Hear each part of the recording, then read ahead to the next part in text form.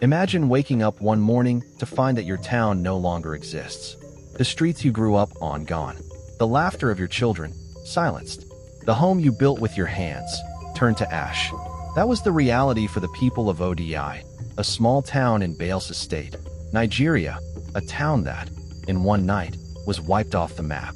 Not by a foreign enemy, not by a natural disaster, but by the very hands of its own government.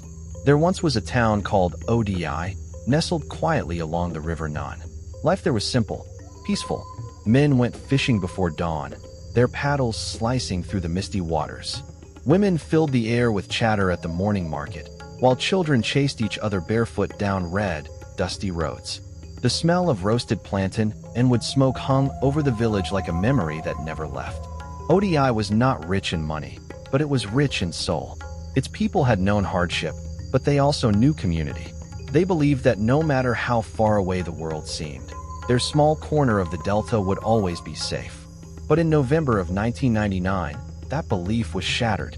The tension in the Niger Delta had been rising for years. The land was soaked in oil, yet the people saw none of its wealth. Their rivers were poisoned by spills, their farmlands dying under the weight of industrial greed. Frustration turned to anger, and anger, as it often does, birthed violence. One day, near Odi, 12 policemen were ambushed and killed by a group of armed youths. No one knew exactly who they were or why they did it. But that single act lit the fuse of something far greater, something that would change Odi forever. The federal government, led by President Olusegun Obasanjo, decided to make an example.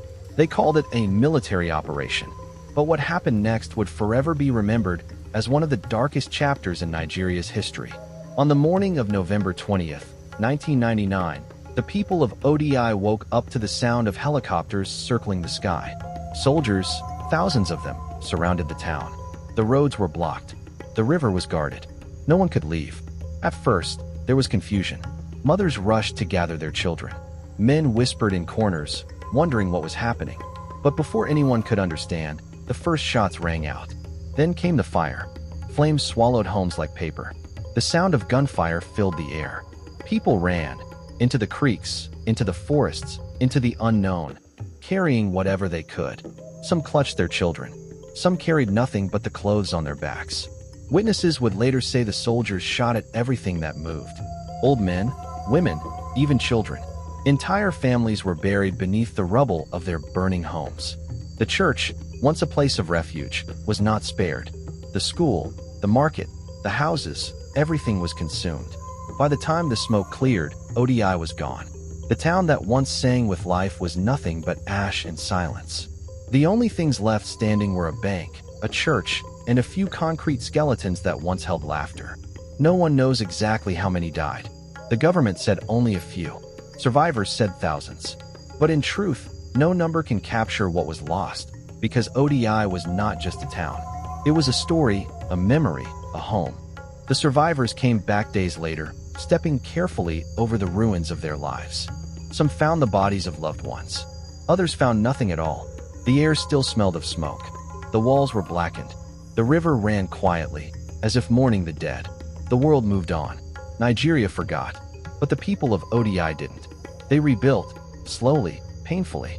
Each new wall was a reminder of what had been destroyed.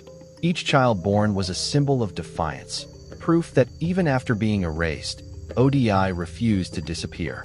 Years later, in 2013, the Nigerian government was ordered by a court to pay 37.6 billion naira in compensation to the people of Odi.